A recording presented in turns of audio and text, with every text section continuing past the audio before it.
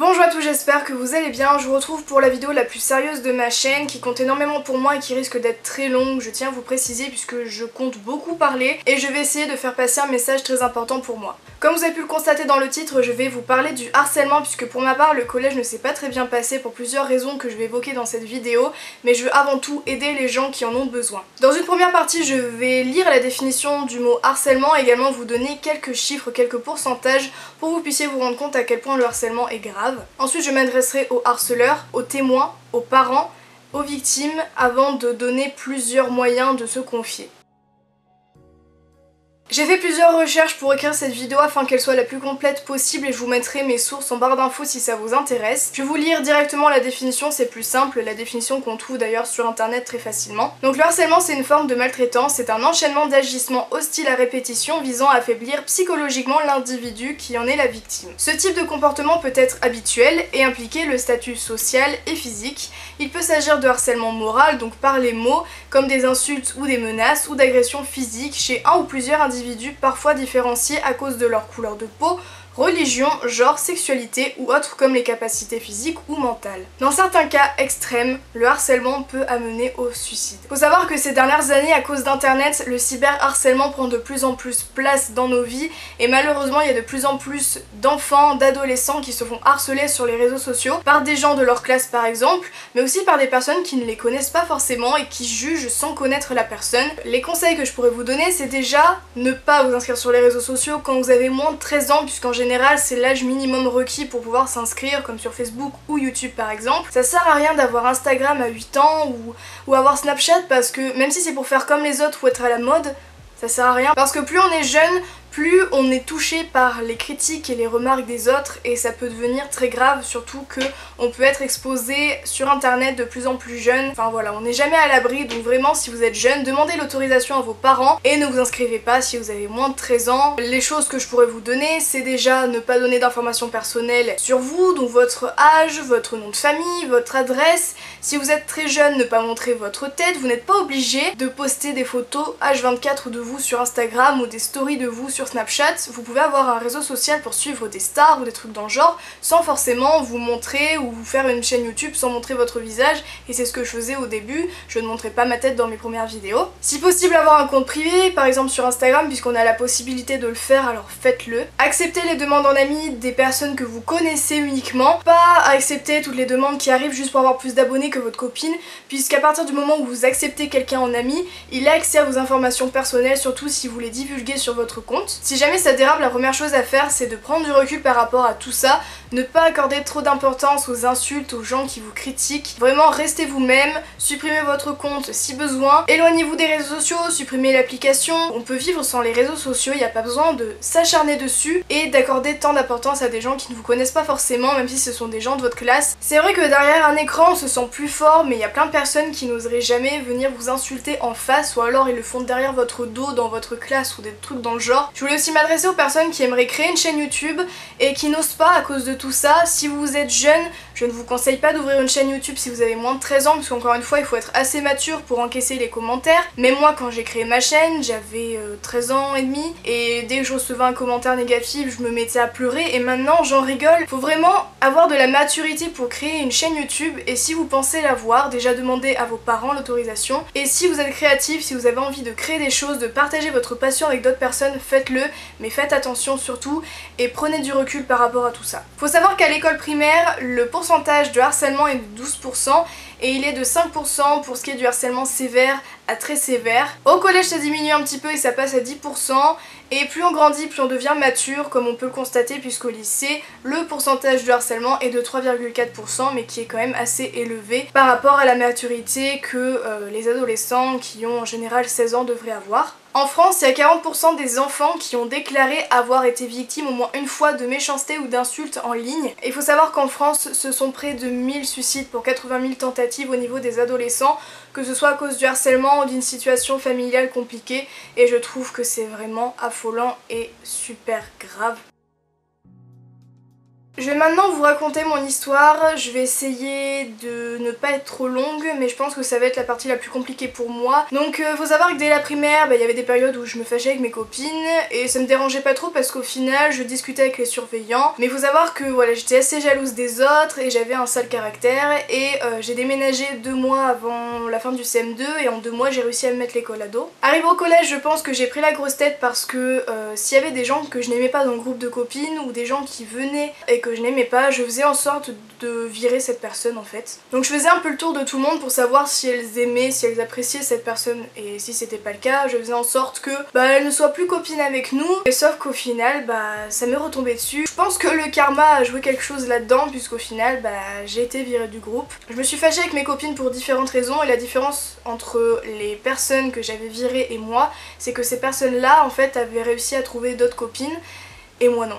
Voilà. J'étais pas quelqu'un de très sociable, je n'allais pas vraiment vers les gens, pourtant en primaire dès qu'il y avait quelqu'un de nouveau je faisais en sorte qu'elle s'intègre à la classe. Et là j'avais d'autres copines en dehors de la classe mais forcément les histoires n'étaient pas les mêmes, les emplois du temps non plus et puis j'avais pas les mêmes centres d'intérêt. Je m'entendais avec ces personnes là mais voilà c'était pas non plus des super potes à part une ou deux personnes mais qui ont dû déménager par la suite. Et donc forcément il y a eu des repas où je me suis retrouvée toute seule, où il y a eu des récrés où j'étais toute seule tout simplement. Mais je pense que le plus compliqué dans toute cette histoire c'était quand j'allais en cours puisque j'avais une grande partie de la classe qui ne m'aimait pas à cause de toute cette histoire entre copines, qui ne m'appréciait pas et qui ne cherchait pas à savoir comment j'étais, qui ne cherchait pas à me connaître. Et dès que j'arrivais le matin, je faisais une petite réflexion sur comment je m'habillais ou quand on faisait du sport, j'étais la dernière choisie dans les équipes.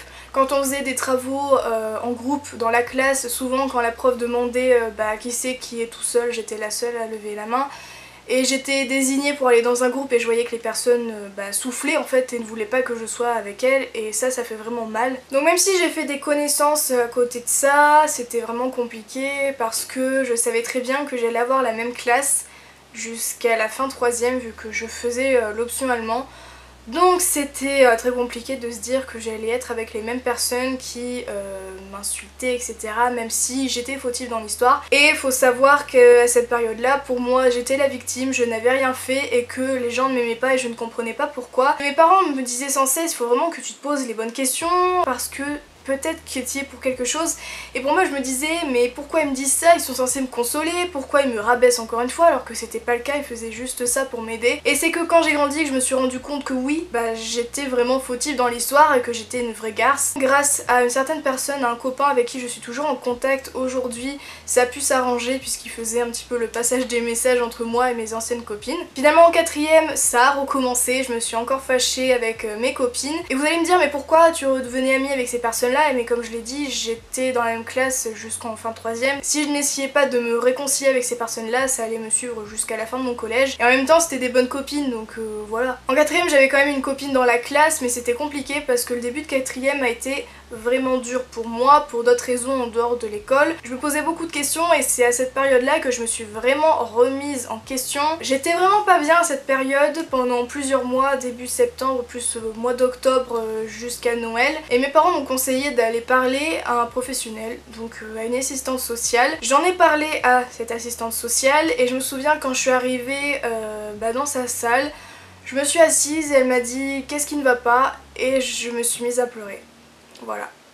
Et pendant 1h30 j'ai raconté tout ce qui n'allait pas avec mes copines, tous les problèmes que j'avais et pendant 1h30 j'ai pleuré et quand je suis ressortie je me suis sentie beaucoup plus libérée. Même si mes problèmes n'étaient pas réglés, ça m'avait fait vraiment du bien d'en parler. Finalement fin 4ème, grâce à ma professeure d'allemand qui avait fait en sorte que je discute avec certaines personnes de ce groupe de copines, j'ai pu me réconcilier avec mes copines et en 3ème en fait tout s'est arrangé. Ce qu'on me reprochait vraiment au final c'était mon caractère, que je me remettais pas en question et pour moi comme je l'ai dit, je n'avais pas à me remettre en question, j'étais juste la victime et voilà je ne comprenais pas pourquoi ça m'arrivait. Mais même si la 6ème et la 5ème étaient vraiment compliquées pour moi, en 4ème je continuais en fait à avoir des a priori sur des personnes qui arrivaient dans le groupe, dès qu'il y avait quelqu'un qui venait dans le groupe de copines, dont une personne. Voilà, je voulais pas lui parler, et puis j'étais peut-être un petit peu jalouse d'elle, parce que peut-être qu'elle venait d'arriver mais elle était déjà bien pote avec mes copines, alors que moi j'avais eu d'autres problèmes. Je m'en veux vraiment parce qu'en troisième finalement j'ai fait beaucoup d'efforts par rapport à tout ça, et j'ai fait la connaissance donc d'une certaine personne qui est arrivée en quatrième, qui se reconnaîtra sûrement puisqu'elle regarde mes vidéos, enfin je crois. Je me suis rendu compte que c'était vraiment une personne extraordinaire, elle a dû déménager en milieu d'année. Je regrette vraiment de ne pas avoir eu ce déclic plus tôt pour aller lui parler, pour faire sa connaissance, parce qu'au final on a eu des délires mais tellement énormes. Finalement mon année 3ème s'est bien passée, j'ai passé mon brevet, c'était vraiment bien, je me suis bien entendue avec ma classe cette fois-ci. Je suis arrivée au lycée, donc on commençait une nouvelle année scolaire dans un nouvel établissement avec des nouvelles personnes. J'étais toujours amie avec les autres personnes du collège, et en début d'année je me suis encore une fois fâchée avec ces personnes-là pour des raisons complètement débiles. J'ai décidé de faire beaucoup d'efforts, j'ai essayé d'être sociable et d'aller voir les gens de ma classe plutôt que de me renfermer dans mon groupe de copines. Et dès le début, en fait, dès la rentrée, je suis allée voir les gens pour apprendre à les connaître. Et quand je me suis fâchée avec ces copines-là, je me suis dit ça va encore recommencer, je vais être toute seule. Sauf que il y avait ces personnes avec qui j'avais déjà discuté qui ont été là pour moi et qui m'ont accueillie dans leur groupe de copines très nombreuses. Maintenant je suis toujours amie avec ces personnes-là, elles regardent d'ailleurs cette vidéo je pense. J'ai passé une année de seconde vraiment superbe à leur côté, on s'est vu pendant les grandes vacances, on a fait des fêtes et franchement on s'amuse vraiment énormément. Je tenais à les remercier si elles voient cette vidéo parce que sans elles je serais toute seule. Et sans elles en fait je serais triste, je serais vraiment au fond du gouffre et voilà, je suis vraiment très heureuse qu'elles fassent partie de ma vie. Maintenant j'ai trouvé des personnes qui me correspondent vraiment, avec qui je m'entends énormément et j'ai même plus envie de me réconcilier avec ces anciennes copines parce qu'au final je suis très heureuse maintenant et même si on ne s'aime pas forcément, ça me convient tout à fait. Forcément il y a pire que moi, je ne vais pas me plaindre, je vais pas vraiment me lamenter sur mon histoire dans cette vidéo, mais je voulais vraiment vous expliquer qu'au final j'étais fautive dans l'histoire. Faut se remettre en question, faut vraiment ne pas s'apitoyer sur son sort. Et j'ai été aussi une garce, comme je l'ai dit, il y avait des gens que je n'aimais pas forcément dans la classe et je leur faisais une petite réflexion tous les jours et pour moi, voilà, c'était pour rire et je me disais bon la personne elle s'en fout, elle va oublier ça. Mais après quand on est vraiment à la place de la personne qui se fait harceler ou qui a des remarques tous les jours, on se souvient en fait de chaque petite chose qui est dite à notre sujet et on stocke en fait en nous, on n'ose pas en parler. J'avais perdu toute ma confiance en moi et puis quand j'ai créé ma chaîne YouTube et que j'ai vu que ça plaisait de plus en plus, que tous les jours je recevais des messages adorables de la part de mes abonnés, et bien ça m'a permis d'avoir vraiment plus confiance en moi et de me sentir mieux dans ma peau et je voulais d'ailleurs vous en remercier parce que sans ma chaîne YouTube déjà, certes il n'y aurait pas de commentaires négatifs, mais en même temps grâce à ces commentaires là j'ai pu être plus forte. Et grâce à vous, aux gentils commentaires, j'ai pu me sentir mieux. Et je voulais justement m'adresser aux harceleurs puisque moi-même j'étais méchante avec des gens et je pense que tout le monde l'a fait. Parfois on s'en rend même pas compte, on se dit ouais c'est juste pour rigoler mais au final ça touche énormément la personne qui en est victime. S'il y a quelqu'un que vous n'aimez pas dans la classe, que vous n'avez pas envie d'apprendre à connaître, que voilà vous avez peut-être des a priori sur cette personne, déjà la première chose c'est d'aller la voir et de vérifier si ces a priori sont justes. Bon bien sûr vous pouvez arriver ouais c'est vrai que non, faut vraiment apprendre à connaître la personne et ne pas faire la personne méchante avec elle en fait. Et si jamais vous ne l'aimez pas pour différentes raisons, ignorez-la, faites votre vie et laissez-la faire la sienne. Essayez de vous trouver une passion, je sais pas, essayez de vous occuper, de trouver autre chose, si vous ennuyez, je sais pas, enfin voilà, faites quelque chose de votre vie plutôt que d'aller embêter les gens H24. En fait je voudrais savoir ce que ça vous apporte de faire du mal aux gens. Vous vous en lassez pas en fait parce que des petites remarques ça peut être rigolo, mais aller jusqu'à agresser des gens, est-ce que vous vous rendez compte vraiment de quoi vous êtes capable et à quel point ça peut être un jeu dangereux? Surtout qu'en général ce sont des personnes qui ne vous ont rien fait, ou si elles vous ont fait quelque chose, que ce soit par pure vengeance ou quoi, à quoi ça vous sert en fait? Parce que justement, essayez d'être plus mature, essayez d'être plus intelligent pour montrer qu'au final, même si cette personne vous a fait du mal, vous êtes plus mature, vous êtes plus grand dans votre tête et vous vengez de façon aussi méchante en harcelant la personne, ça sert à rien. Alors peut-être que quand on est en groupe, face à une seule personne, on peut se sentir plus fort, un sentiment de supériorité, mais au final, ouais, ça vous apporte quoi de faire ça dans votre vie? Parce que quand vous serez plus grand, est-ce que vous allez regretter ou pas de faire ça? Et je pense que oui. Faut essayer vraiment de se mettre à la place de la personne. Encore une fois, même si elle a été méchante avec vous, ne faites pas quelque chose qu'on n'aimerait pas qu'on vous fasse. C'est la première chose à faire. Et quand j'étais plus jeune, enfin il y a quelques années, c'était pas une question que je me posais vraiment et maintenant je me la pose tout le temps et je me remets tout le temps en question. Et depuis ça, je suis beaucoup plus sociable, je vais plus voir les gens, j'hésite pas à les aider si elles ont besoin de moi. Par exemple, quand je vois quelqu'un qui est tout seul au self, je vais la voir, je vais lui parler, je vais lui proposer de manger avec moi. Essayez de vous remettre en question et essayez de faire des choses bien en fait dans votre vie plutôt que de répandre de la haine, du mal et de la méchanceté autour de vous. Je vais maintenant m'adresser aux témoins puisqu'ils peuvent jouer un rôle très important. Si par exemple vous avez une amie, vous avez quelqu'un de votre classe qui se fait harceler et que vous êtes témoin de tout ça, peut-être que vous n'osez pas en parler, peut-être que vous n'avez pas envie que ça vous retombe dessus, qu'il y ait des représailles, mais rien que le fait d'aller voir la personne, si elle est toute seule, d'aller lui proposer de manger avec vous, ou de lui dire bonjour, ça va, je vois que t'es tout seul, si tu veux tu peux rester avec moi pendant la récréation, on peut apprendre à se connaître, on peut devenir amis. Ou même, vous n'êtes pas obligé de devenir ami avec la personne, mais au moins, voilà, allez lui parler, lui adresser la parole, parce que quand on se fait harceler, vraiment on a l'impression que tout le monde est contre nous, alors que s'il y a quelqu'un qui vient nous parler, qui est gentil avec nous, déjà ça nous fera énormément de bien. Faut éviter de rire aux remarques, s'il y a toujours le clown de la classe qui s'amuse à se moquer de quelqu'un, ne rigolez pas, ne prenez pas part par rapport à tout ça. Vous n'êtes pas obligé de prendre sa défense parce que oui, ça peut faire peur, si ils sont plusieurs contre la même personne et que vous vous mettez entre les deux, forcément vous allez vous en prendre plein la tronche. Mais au moins, rien que le fait de ne pas participer à tout ça, ça peut déjà arranger un petit peu les choses. Si le harceleur voit qu'en fait ça n'amuse personne et ça n'amuse que lui, peut-être qu'au bout d'un moment il arrêtera et se rendra compte que ça sert à rien. Que vous soyez professeur, surveillant ou camarade de classe, vous pouvez intervenir à votre manière en prévenant le principal, la CPE, enfin quelqu'un qui pourrait intervenir dans la classe pour faire une mise au point par rapport à tout ça. Quand j'étais au collège, j'avais des problèmes avec d'autres élèves et la CPE avait fait une intervention plusieurs fois dans l'année. Le harcèlement peut également continuer sur les réseaux sociaux, donc c'est pour ça que c'est aussi de plus en plus grave. Il suffit qu'il y ait une photo compromettante qui circule par rapport à une personne qui se fait déjà harceler ou pas à l'école. Eh bien ne participez pas à tout ça, supprimez la photo et faites en sorte de prévenir la personne. Pas en lui montrant la photo forcément, mais en la prévenant que voilà, il y a des trucs qui circulent, des rumeurs, etc.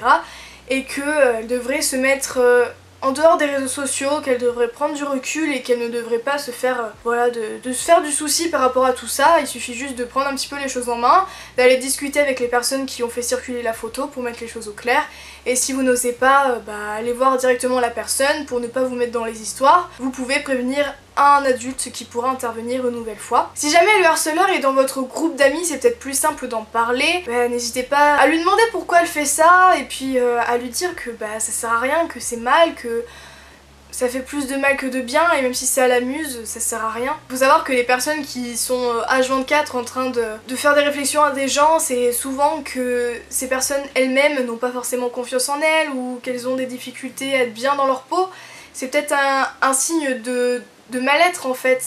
Et quand j'étais au collège, ouais, j'ai peut-être voulu me la péter ou peut-être parce que j'étais jalouse des autres qui avaient peut-être des meilleurs vêtements que moi ou des trucs comme ça.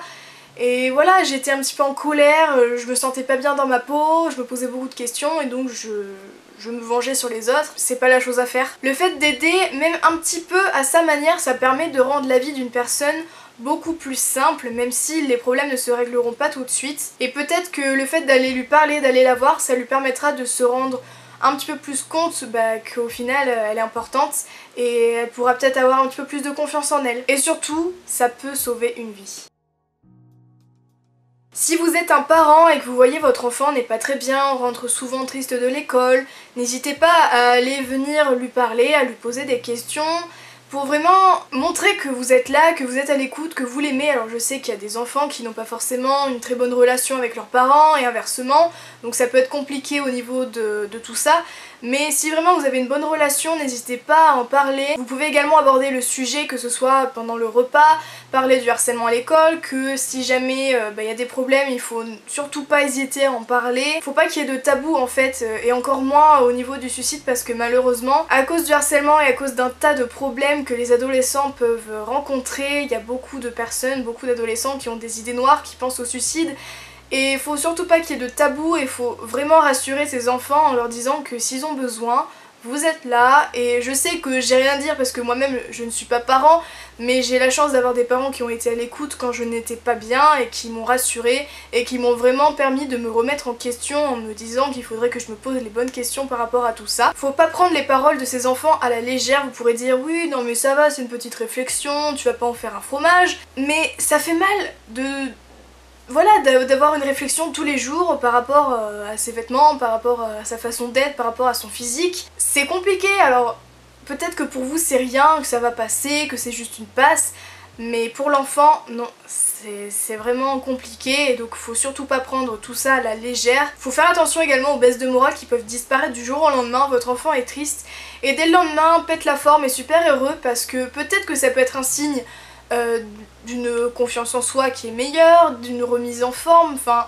ça peut peut-être être un bon signe comme un mauvais, puisque parfois des baisses de morale qui disparaissent, ça peut être un signe en fait d'un passage à l'acte. Alors je vais pas vous faire peur en disant ça, mais il faut vraiment faire attention par rapport à tout ça. Et c'est qu'une fois que l'acte a été fait qu'on se rend compte que ouais, on aurait pu faire quelque chose pour aider son enfant. En cas de problème, même minime, n'hésitez pas à prendre rendez-vous avec un responsable dans l'établissement scolaire de votre enfant pour en discuter, pour voir si c'est possible de faire une intervention dans la classe afin de régler le problème. Si vous voyez que ça va vraiment pas bien pour votre enfant, même si votre enfant s'est confié à vous et que ça ne s'arrange pas, n'hésitez pas, si vous avez les moyens, à consulter un psychologue ou l'assistante sociale, qui est d'ailleurs gratuite contrairement au psy, pour votre enfant s'il a besoin de parler avec un professionnel. Et si jamais le harcèlement commence à devenir de plus en plus grave, que ça devient vraiment dangereux, s'il y a des agressions, etc., surtout n'hésitez pas à porter plainte auprès des autorités pour que le problème s'estompe et pour arrêter ce harcèlement qui peut être très dangereux pour votre enfant.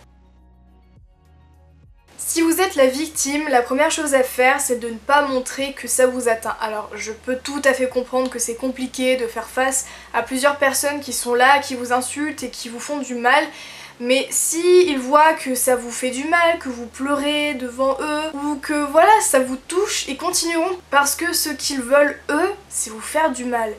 Donc c'est compliqué, mais faut essayer d'ignorer tout ça, que ce soit sur les réseaux sociaux ou que ce soit dans la vraie vie. Par exemple, dès que je reçois un commentaire, je l'ignore ou j'y réponds, j'en rigole. Essayez de faire pareil, faut vraiment évitez de montrer que ça vous atteint, que ça vous touche, et vous pouvez leur dire mais en fait vous pouvez me dire tout ce que vous voulez, je m'en fous, je fais ma vie, je suis très bien comme ça, et même si j'ai des choses à me reprocher, je vais faire des efforts pour m'améliorer, j'ai d'autres amis en dehors, vous ne m'intéressez pas, je n'ai pas envie de rester avec vous et vous n'êtes pas indispensable pour moi. Après si vous n'avez pas forcément d'amis dans votre classe, essayez d'aller voir d'autres gens. Il ne faut pas se dire que ouais de toute façon s'il y en a qui ne m'aiment pas, ils ont dû dire des rumeurs sur moi à tout le reste du collège, à tout le reste du lycée ou de l'école, et si je vais voir les gens ils vont me renvoyer.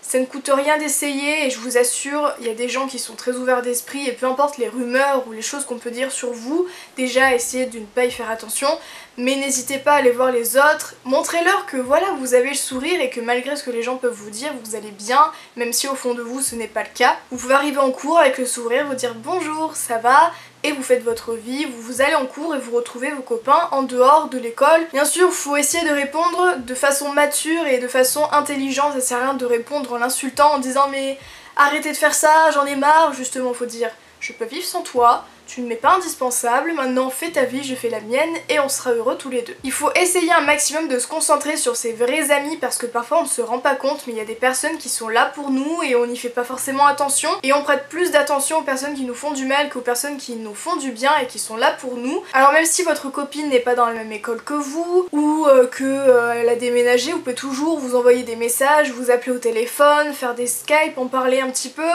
Voilà, ça vous permet de vous vider l'esprit et d'oublier un petit peu les problèmes et d'accorder un petit peu plus d'importance aux personnes qui en valent vraiment la peine. Vous pouvez également passer du temps avec votre famille, ça vous fera le plus grand bien si vous avez bien sûr une bonne relation avec eux. Et puis il faut aussi se dire que peut-être qu'on y est pour quelque chose dans l'histoire, on s'en rend pas forcément compte au début, moi-même je me faisais passer pour la victime parce que je pensais que j'étais la victime alors qu'au final j'avais aussi mes torts. Faut essayer de se remettre en question, se dire pourquoi ça m'arrive, qu'est-ce qui s'est passé, essayer de retracer toute l'histoire depuis le début pour et ben essayer d'être une meilleure version de soi-même et pour faire en sorte que les personnes qui ne nous aiment pas n'aient plus rien à nous reprocher, que ce soit au niveau caractère, au niveau comportement. Faut vraiment leur montrer qu'au final vous avez changé, vous êtes amélioré et vous avez su vous poser les bonnes questions. Alors ça peut être compliqué au début, plus on grandit, plus on a de facilité pour se remettre en question et pour s'améliorer, mais je vous assure, une fois qu'on l'aura fait, on se sentira beaucoup mieux et au final ces personnes-là qui nous ont fait du mal ont peut-être fait en sorte qu'on se soit amélioré.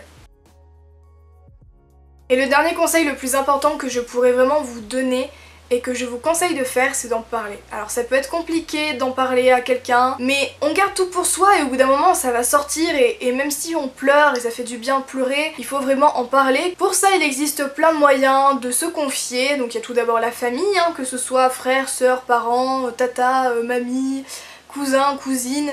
Si vous avez une bonne relation avec votre famille, vous pouvez très bien vous confier à eux, ils seront toujours à l'écoute, ne vous inquiétez surtout pas. Si c'est pas le cas, vous pouvez très bien en parler à des professionnels, que ce soit la CPE, l'assistante sociale, un directeur, il vous suffit juste de prendre rendez-vous, sans forcément que les autres le sachent. Ils sont tenus par le secret professionnel et ils ne révéleront rien. Si vos parents ont les moyens, vous pouvez consulter un psychologue, il n'y a pas de honte, ça veut pas dire que vous êtes fou si vous allez voir le psy. Justement, ça peut vous aider, encore une fois, ce sont des professionnels qui sont tenus par le secret professionnel, donc ils ne révéleront rien à vos parents si vous le souhaitez. Et rien que le fait de vider son sac, n'ayez pas honte de pleurer, de tout raconter, même si c'est compliqué. Je vous assure que ça fait vraiment du bien. Si vous souhaitez rester anonyme, il existe des numéros verts qui sont totalement gratuits que vous pouvez appeler. Maintenant tout le monde a un téléphone portable, donc ça peut être très simple. Je vous mettrai les numéros juste en bas de l'écran et dans la barre d'infos si ça vous intéresse. Il en existe plusieurs, que ce soit par rapport au harcèlement, que ce soit par rapport aux problèmes familiaux, parce que aussi on peut être mal par rapport aux problèmes dans sa famille. Si vous avez des problèmes avec tout ce genre de choses, vous pouvez appeler ces numéros si vous le souhaitez tout en restant anonyme, c'est très important. Il y a également des associations qui peuvent vous aider, je vous mettrai plusieurs sites, plusieurs liens en barre d'infos si ça vous intéresse. Et j'ai également mis en place une adresse mail, donc si vous avez envie de parler, de m'envoyer un mail qui fasse 4 pages mais qui vous permette de vous sentir mieux après ça, de vider votre sac et que vous souhaitez m'en parler, que ce soit pour parler de harcèlement, de problèmes familiaux et de plein d'autres problèmes, toujours en restant anonyme, sachant que je ne révélerai rien, je ne répéterai rien aux autres, je ne dirai rien, je garderai tout pour moi. N'hésitez surtout pas et j'essaierai de faire de mon mieux pour répondre à tout le monde et pour aider un maximum de monde. Sache que toi qui es derrière ton écran, peu importe si tu as déjà fait du mal à une personne ou si tu en es victime, tu es quelqu'un de bien et la seule chose à faire c'est se remettre en question et essayer d'être la meilleure version de soi-même pour se sentir mieux dans sa peau. C'est plus facile à dire qu'à faire, ça c'est sûr, mais je sais que tu es fort et que tu en es capable, alors ne te décourage jamais. Tu es juste toi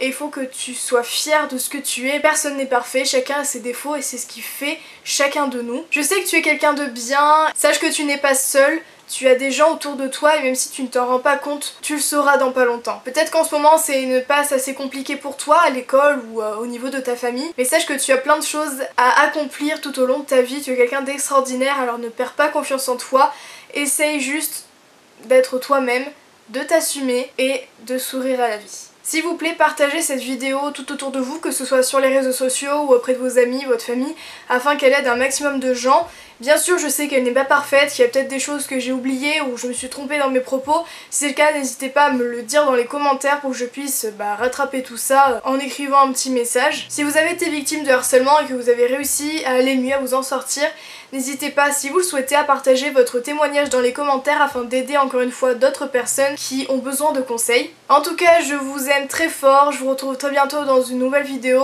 et je vous fais plein de gros bisous.